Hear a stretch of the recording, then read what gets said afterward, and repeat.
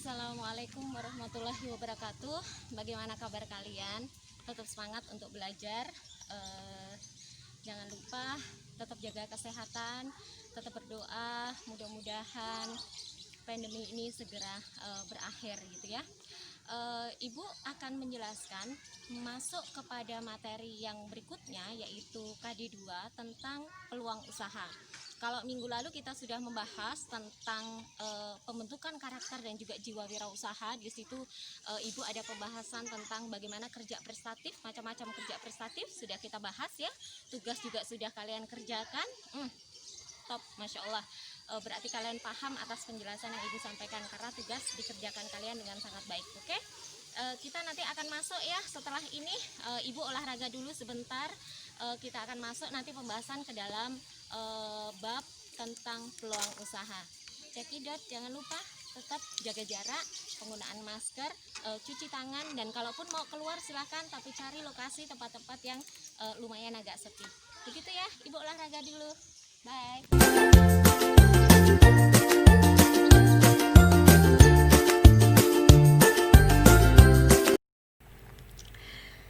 Siap untuk menerima materi? Kita masuk materi tentang peluang usaha KD2 di pertemuan yang keempat. Oke, PowerPoint-nya akan Ibu tampilkan. Ini KD2 pertemuan yang keempat ya, gitu. Kalau kalian stay tune terus di channel Ibu, ini materi yang baru. Minggu yang lalu kita membahas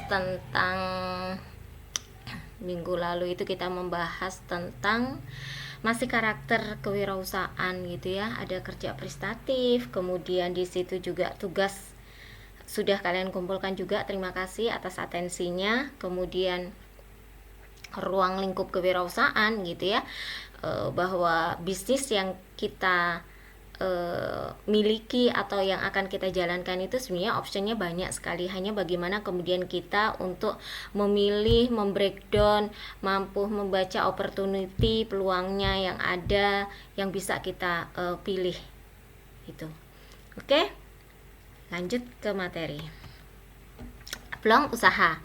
Jadi kalau kita bahas tentang peluang usaha ini adalah, kenapa kok setelah membentuk karakter kita kemudian lari kepada peluang usaha? Iya, karena peluang usaha ini adalah awal ketika kita mau membaca sesuatu.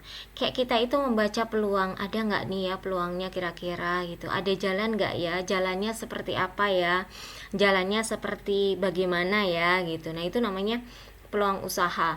Lihat-lihat, menyimak, menimbang, menyaksikan, itu namanya membaca peluang gitu. Nah, karena kita berbicara tentang bisnis, berarti peluang apa yang kita baca? Ya peluang usaha gitu.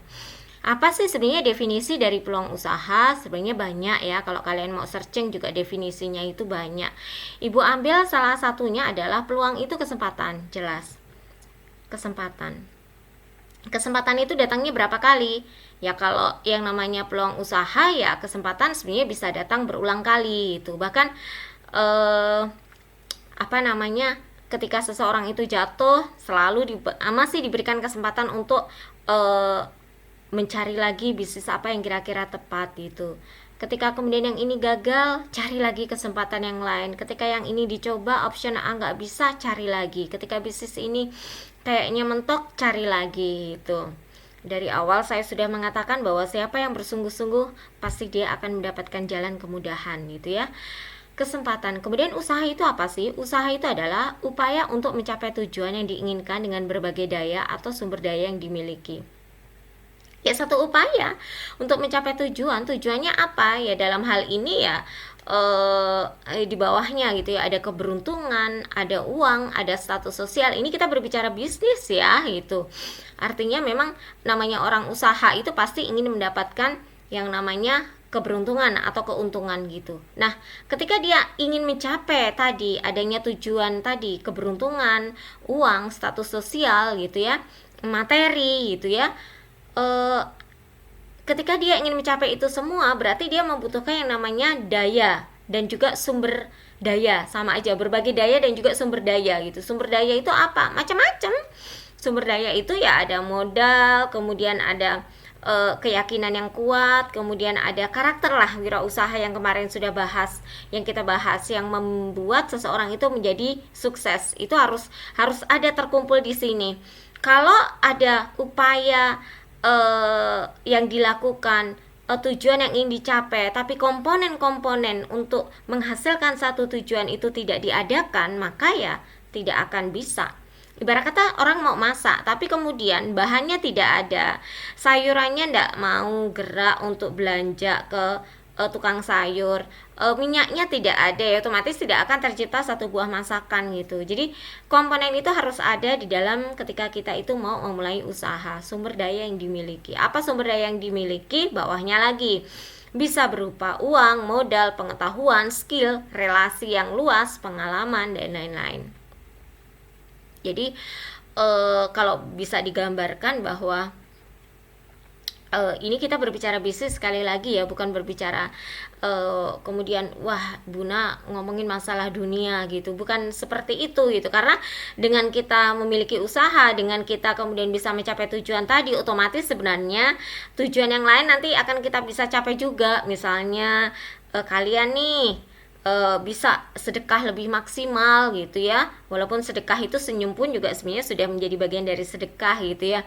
Kemudian nanti kalian yang anak laki-laki mesti bertanggung jawab kepada orang tuanya, kepada ibunya. Nah, dengan kalian memiliki usaha, otomatis kalian mempunyai anak, kalian memiliki istri misalnya, otomatis tanggung jawab kalian itu akan bisa terpenuhi dengan tadi ketika kalian itu memaksimalkan untuk melakukan usaha gitu.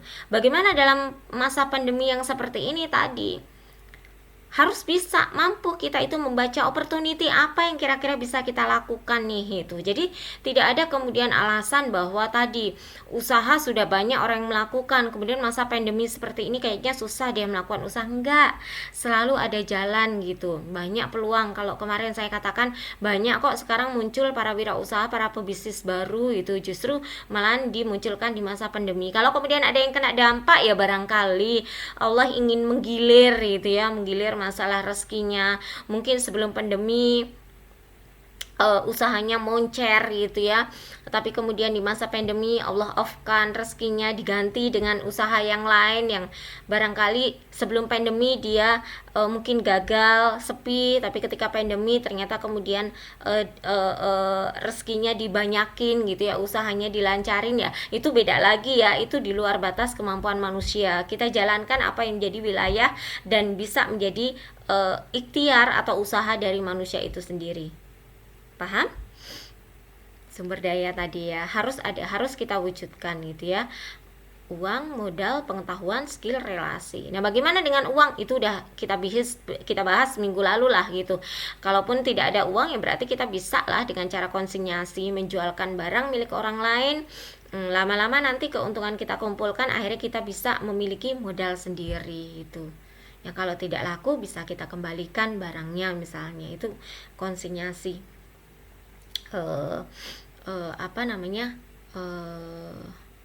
Kerja sama gitu, tapi dalam bentuk penitipan barang bisa juga itu.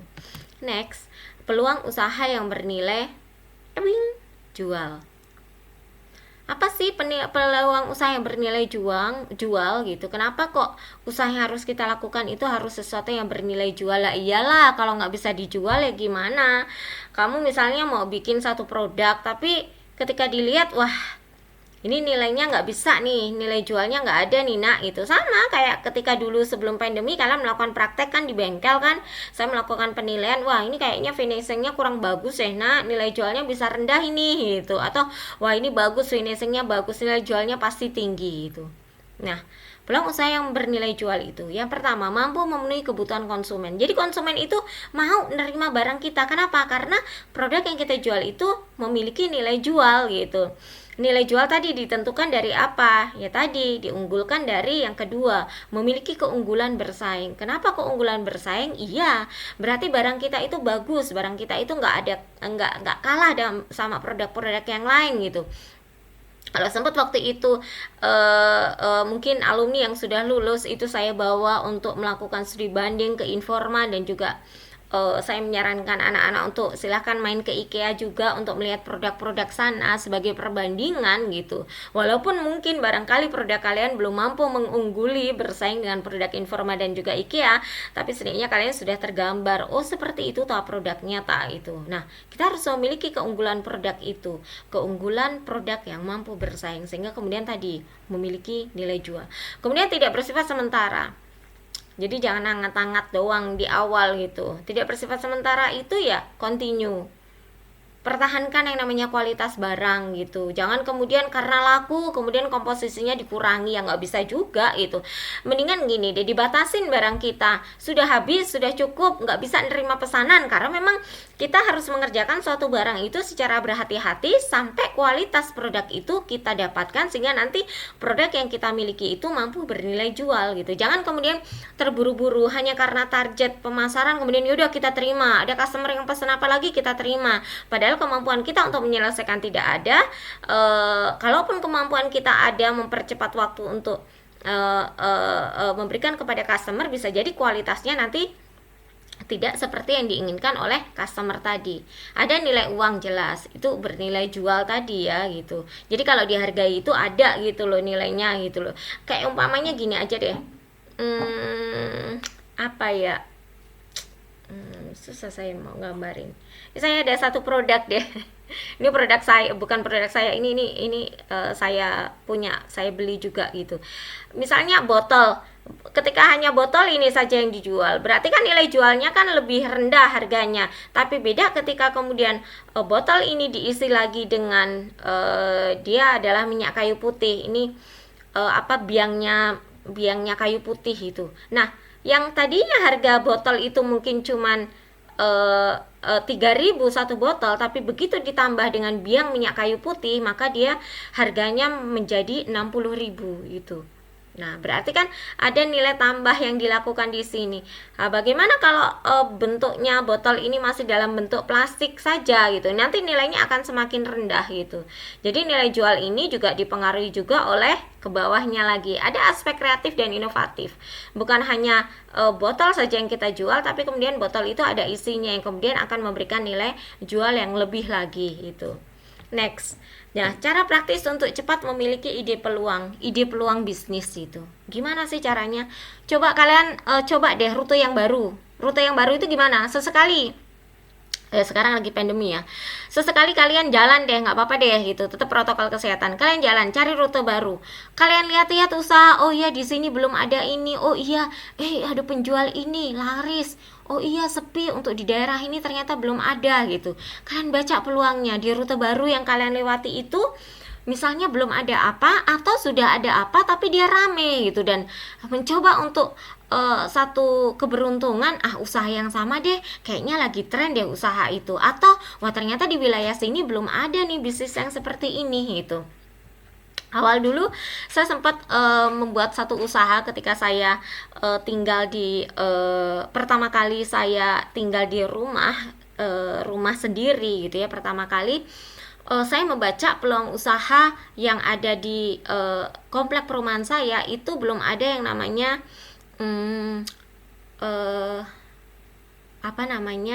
TPA gitu ya, anak-anak kecil untuk belajar. Maka kemudian saya, itu kan rute baru buat saya amati, ternyata belum ada TPA, oke lah saya coba deh gitu. Kemudian saya sempat mencoba juga bisnis pada saat itu daycare gitu, itu juga melalui rute baru saya. Di tempat baru saya amati, saya lihat, oh kayaknya kalau bikin daycare, kenapa? Karena mayoritas orang-orang yang ada di sini semuanya pada bekerja gitu, walaupun sekarang udah nggak jalan gitu ya. Ini pengalaman ketika saya membaca tadi ya, peluang tadi, rute baru. Kemudian yang berikutnya, jalan-jalan ke tempat yang baru gitu ya.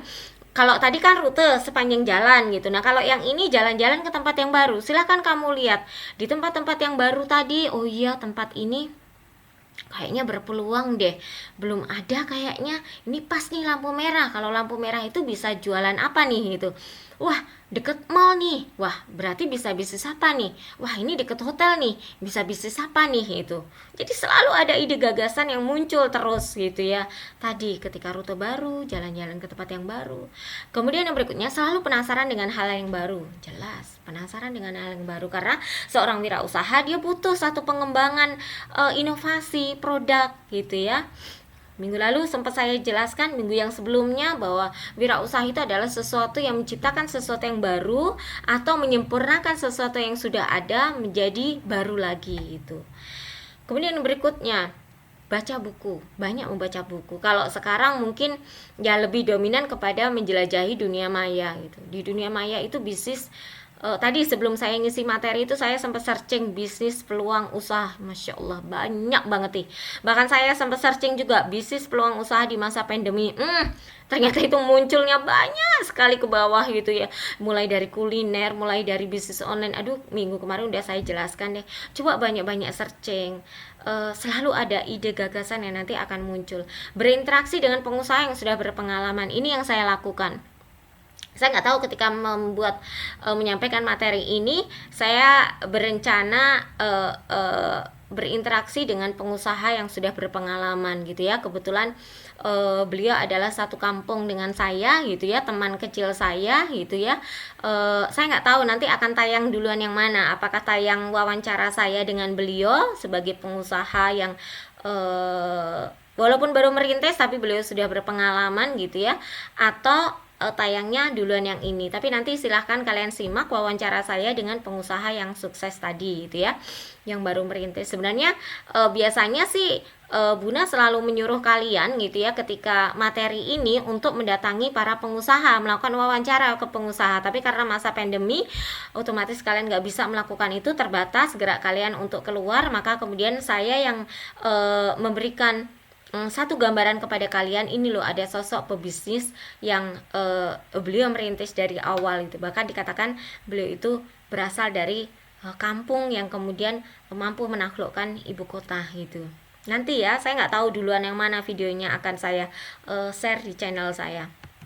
Nah, sumber ide bisnis atau itu adalah barang atau jasa yang mampu menyelesaikan suatu masalah atau barang dan jasa yang sebelumnya belum pernah ada. Tadi yang saya gambarkan, wirausaha itu harus penuh dengan inovasi gitu. Dia harus menyelesaikan suatu masalah gitu. Apa? Ada barang atau jasa yang sebelumnya belum pernah ada gitu. Harus dimunculkan atau sudah ada tapi dia harus mampu mengubah, meningkatkan lagi manfaat dari barang atau jasa yang telah ada saat ini gitu. Mengubah, meningkatkan kembali barang yang tadinya mungkin sudah ada menjadi ada. Contohnya inovasi itu seperti ini. Ini kalian ada, pas ini ada di meja saya ya gitu. Jadi bukan kemudian saya menyiapkan, saya seambilnya aja. Ini adalah kalau boleh dikatakan pie. Yang kita tahu selama ini yang namanya pie itu selalu tengahnya itu adalah buah, pie buah atau pie yang hanya keju saja. Tapi kemudian muncul inovasi baru nih, enak banget nih, masya Allah, saya dikasih sama tetangga saya. Dalamnya itu coklat, dia kayak coklat tapi bukan coklat asli saja, tapi dia kayak nggak ngerti dia, ini inovasi baru deh itu. Ini apa? Meningkatkan manfaat dari barang atau jasa yang telah ada. Berarti meningkatkan lagi, menemukan lagi pie yang selama ini dikenal itu adalah pie buah, tapi kemudian muncul menjadi inovasi yang baru. Nah, ini kan kreativitas dikembangkan kembali gitu. Bisa, ada lah banyak. Pokoknya contoh yang lain itu banyak sekali. Bahkan ini nih, kita tahu bahwa kamera yang kita miliki itu selama ini adalah kamera yang langsung cepret gitu ya, untuk memvideo ataupun untuk memfoto. Tapi kemudian di era kemajuan zaman muncul kemudian inovasi yang baru, menyempurnakan lagi barang yang sudah ada, sehingga kamera itu menjadi kamera yang kecil gitu. Bahkan dia simple untuk dibawa-bawa, nggak perlu butuh perangkat yang besar dan sebagainya. Muncul unik ini kecil. Walau ini udah lama sih ya, artinya produk seperti ini udah lama, tapi ini bentukan inovasi baru gitu loh. Masya Allah, penemu ini saya salut gitu. Berarti dia adalah orang yang mampu berpikir lebih kreatif lagi.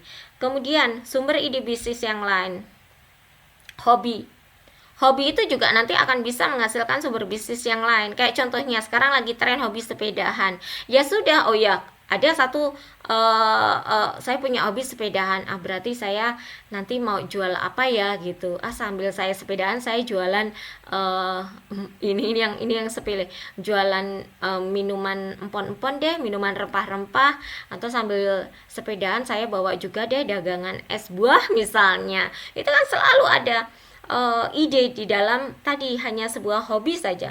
Kemudian yang berikutnya adalah jaringan pertemanan atau komunitas. Nah, jaringan pertemanan atau komunitas ini tadi kita berada di komunitas apa? Kalau tadi komunitas sepeda, bisa jadi nanti, oh iya sepeda butuhin helm ya, oh iya sepeda butuh lagi tas ya, oh iya sepeda butuh lagi lampu, oh iya tempat untuk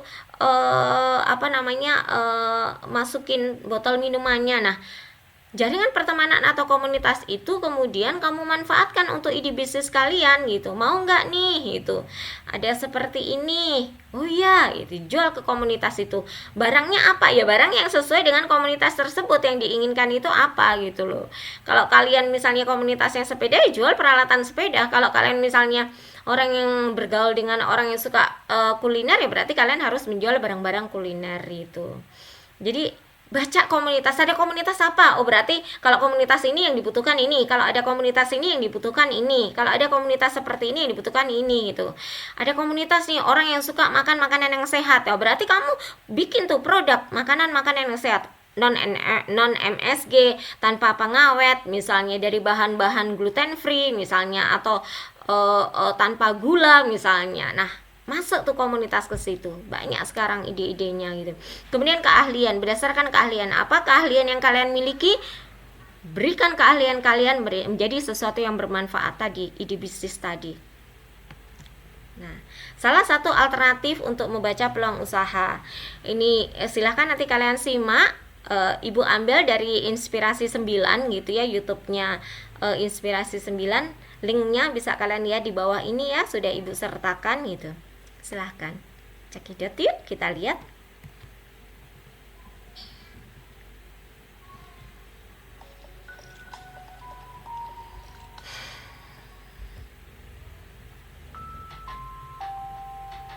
Selamat datang di channel Inspirasi Bisnis. Sebelum melanjutkan videonya, silakan subscribe channel ini dan klik tombol lonceng untuk mengaktifkan notifikasinya. Tinggal di desa mungkin bukan suatu hal yang membanggakan untuk sebagian besar orang. Hal ini lantaran desa dikenal dengan pertumbuhan ekonominya yang kurang maju dan peluang usaha yang sedikit. Jika Anda bisa melihat lebih dalam lagi, sebetulnya banyak sekali usaha yang bisa Anda ciptakan di desa. Berikut ini beberapa ide yang bisa Anda jadikan referensi. Menjual bibit tanaman. Jika Anda tidak memiliki lahan yang luas untuk bisa digarap, maka tenang saja, karena ada peluang usaha di daerah sepi lainnya yang bisa Anda jadikan usaha. Anda bisa menjual bibit tanaman apapun untuk para petani. Anda bisa menjual bibit tanaman secara lengkap, mulai dari tanaman yang biasa untuk persawahan. Ini peluang juga ya, padi dan sayur untuk ketahanan pangan. Sekarang banyak sekali orang pada menanam di rumah. Jual bibit ini. Ternak ayam petelur. Jika modal Anda tidak terlalu besar, maka bisa juga untuk beternak ayam petelur. Tidak perlu langsung sedia ribuan ayam, namun bisa dimulai dengan beberapa puluh ayam dulu. Perlu diketahui, jika kebutuhan telur setiap harinya sangat besar, mengingat telur adalah makanan lezat dengan tinggi protein. Tak heran jika ternak ayam petelur bisa jadi jawaban untuk peluang usaha di daerah sepi. Ini minggu lalu yang saya sampaikan bahwa di kampung itu sekarang lagi tren orang melihara ayam. Ragam makanan dengan saus telur asin kini sedang jadi tren di perkotaan. Anda bisa memasok telur asin ke perkotaan dan mengembangkan usahanya di desa. Dengan telur bebek berkualitas dan cara pengasinan yang tepat, maka dipastikan telur Anda akan laris manis di kota. Anda juga tetap bisa penuhi kebutuhan telur asin di pedesaan kawasan Anda dengan menitipkannya di warung makanan dan toko. Jamur tiram. Punya lahan belakang rumah yang tidak terpakai pun bisa jadi tempat Anda mengembangkan usaha jamur tiram. Tak perlu lahan besar, karena usaha jamur tiram ini bisa dengan lahan kecil saja. Modal yang dibutuhkan tak begitu besar, karena Anda hanya butuh media tanam yang tepat dan juga bibit jamurnya.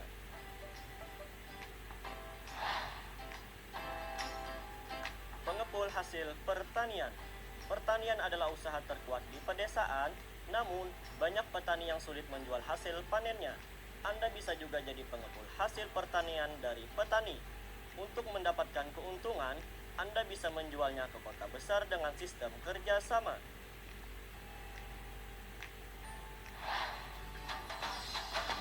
Itulah peluang usaha di daerah sepi dan desa terpencil yang potensial.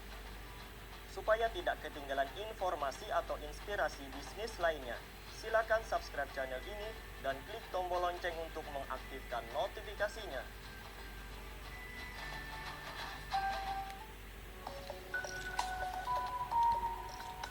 Seperti itu. Haha. Jadi begitu ya, Nak ya. Itu salah satu gambaran tentang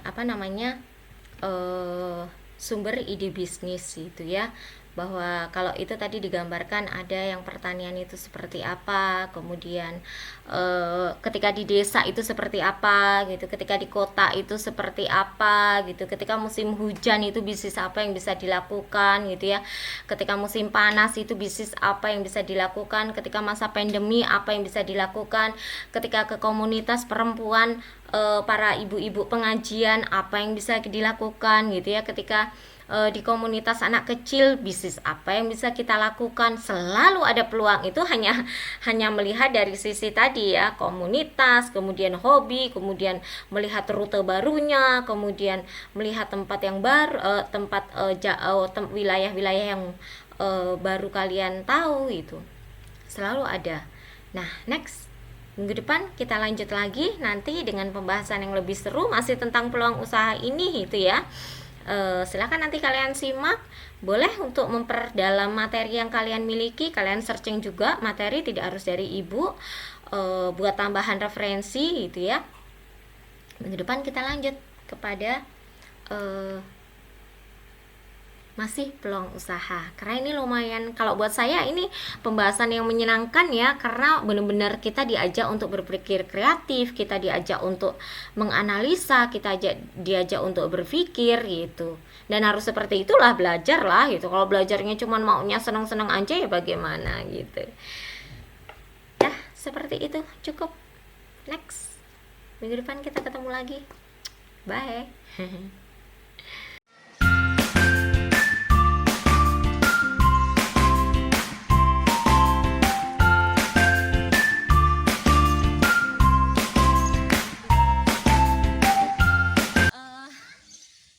Coba gimana tadi penjelasan tentang peluang usaha sudah ibu jelaskan gitu. Mudah-mudahan kalian semakin paham, semakin ngerti bahwa berusaha itu selalu ada selalu ada hal-hal yang bisa kita planningkan, selalu ada hal-hal yang bisa kita rencanakan, sehingga kemudian kita tidak kehabisan ide, kira-kira kita itu mau membuka usaha yang seperti apa dan bagaimana gitu ya. Selalu ada jalan di dalam setiap kesulitan asal kita selalu mau berusaha. Demikian penjelasan ibu tentang peluang usaha. Next kita akan bertemu lagi tentang pembahasan masih peluang usaha, karena ternyata ini masih panjang. Minggu depan kita akan membahas tentang analisis SWOT. Seperti apa itu analisis SWOT, gambarannya dan detailnya ibu nanti akan jelaskan di minggu depan. Begitu ya nak ya, sampai di sini dulu.